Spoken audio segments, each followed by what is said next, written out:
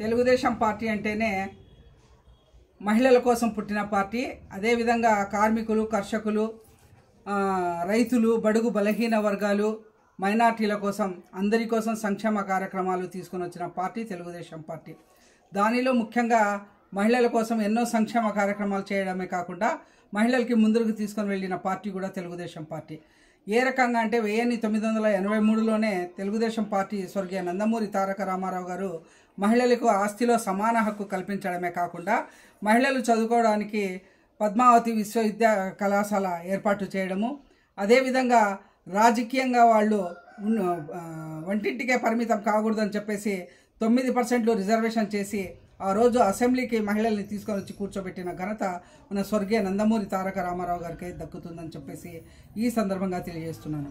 అదేవిధంగా అదే నానుడితో మన నారా చంద్రబాబు నాయుడు గారు సీఎం అయిన వెంటనే మహిళలకు మహిళా సాధికారితకు శ్రీకారం చుట్టి మహిళలకు విద్య, ఉద్యోగ, హెల్త్, ఆరోగ్య పరంగా ఆలోచించి వారి కోసం చేయడమే కాకుండా రాజకీయ రిజర్వేషన్లు, ఉద్యోగ రిజర్వేషన్లు 33% చేయడము అది ఒక పెద్ద మహిళల కోసం ఘనత అని చెప్పేసి ఈ సందర్భంగా తెలియజేస్తున్నాను.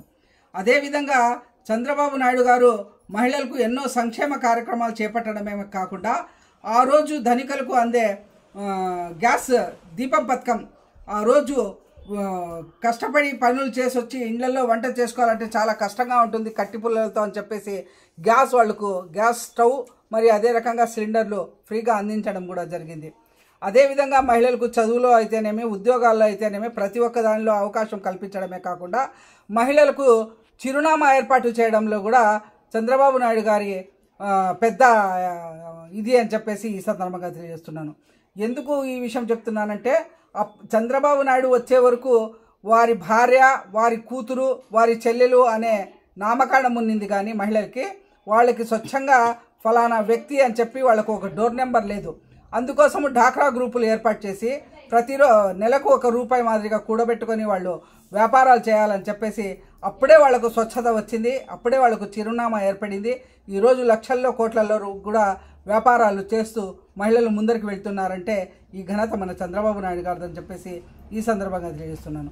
అదేవిధంగా మహిళలకు దీపం పథకం ఇచ్చింది మూలన పడిపోయిందని చెప్పేసి ₹1000 పెట్టి గ్యాస్ కొనలేక మరి ఒక్కసారి మహిళలు కన్నీరుతో కట్టెపుల్లలు ఏరుకోలేక తెచ్చుకోలేక కష్టపడి పనిచేస్తున్నారు అని చెప్పేసి వాళ్ళ బిడ్డలకు, వాళ్ళ భర్తలకు వంట చేసి పెట్టడంలో చాలా కష్టం అవుతుందని చెప్పేసి మరి ఒక్కసారి సూపర్ 6 అనే కార్యక్రమంలో నేను వస్తే మహిళలకు 3 ఉచిత గ్యాస్ సిలిండర్లు ఇస్తాను అని చెప్పడము, అదేవిధంగా మహిళల కోసము ఉచిత బస్సు ఏర్పాటు చేస్తామని చెప్పడము, అదేవిధంగా ఈరోజు ఎన్టీఆర్ భరోసా పెన్షన్లు ప్రతి ఒక్కరికి ₹3000 ఉన్నింది. ₹3000 కూడా ఏ రకంగా ₹2000 ఉంటే మేము 3000 ఇస్తామంటే జగన్మోహన్ రెడ్డి 2500, 2500, 2500 5 సంవత్సరాలు పెంచి 3000 చేయడము, అదేవిధంగా చంద్రబాబు నాయుడు గారు ఒకేసారి 4000 చేయడము, 3 నెలల ముందు నేను ₹4000 ఇస్తాను పెన్షన్ అని చెప్పి ప్రకటించి అధికారంలో వచ్చిన వెంటనే వాళ్ళకు ₹4000తో పాటు ఎప్పుడైతే మేము మాట ఇచ్చామో అప్పటి నుంచి కలిపి ₹3000 కలిపి ₹7000 ఎన్టీఆర్ భరోసా పెన్షన్ కింద ఇవ్వడము, అదేవిధంగా వికలాంగులకు ₹6000 ఇవ్వడము, అదేవిధంగా ఇంకా డయాలసిస్ వాళ్ళు పేషెంట్లు ఉన్న వాళ్ళకి ₹15000 ఇవ్వడము, ఇలాంటి భరోసా ఎన్టీఆర్ భరోసా పెన్షన్స్ ఏ రాష్ట్రంలో ఎక్కడ లేని విధంగా ఈరోజు పేద ఇంటి వారికి పెద్ద కొడుకుల చంద్రబాబు నాయుడు గారు ఆదుకుంటున్నారంటే ఆ ఘనత మన స్వర్గీయ తెలుగుదేశం పార్టీ చంద్రబాబు నాయుడు గారు అని చెప్పేసి ఈ సందర్భంగా నేను తెలియజేస్తున్నాను. అదేవిధంగా ఈరోజు ఉచిత గ్యాస్ సిలిండర్లు ఇవ్వడము, అదేవిధంగా బస్సుల్లో ఫ్రీ ఇవ్వడము, అదేవిధంగా ఈరోజు మెగా డిఎస్సి ఎంతోమందికి టీచర్లుగా నియమించడం కూడా జరిగింది. అదే కాకుండా రైతు భరోసా కూడా ఇవ్వడం జరిగింది. ఈరోజు సూపర్ 6 ప్రోగ్రాం కాకుండా సూపర్ హిట్ ప్రోగ్రాంగా అది మహిళల్లోకి వెళ్తూ ఉంది.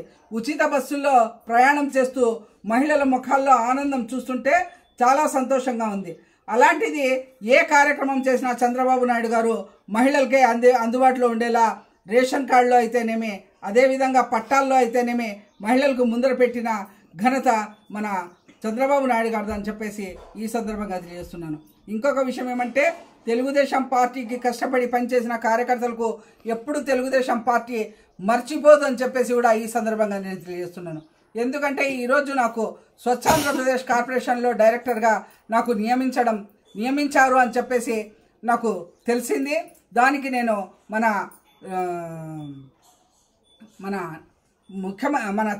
ముఖ్యమంత్రి చంద్రబాబు నాయుడు గారికి, మరి అదేవిధంగా మన లోకేష్ బాబు విద్యాశాఖ మంత్రి లోకేష్ బాబు గారికి, అదేవిధంగా ఆంధ్రప్రదేశ్ అధ్యక్షులు పల్లా శ్రీనివాసులు గారికి, అదేవిధంగా మన కదిరికి చెందిన మన ఎమ్మెల్యే గారు శ్రీ కందికుంట వెంకటప్రసాద్ గారికి నేను సర్వదా కృతజ్ఞతలు తెలియజేస్తూ మరి ఒక్కసారి వారికి కృతజ్ఞతలు తెలియజేస్తున్నాను. బస్ నీకవా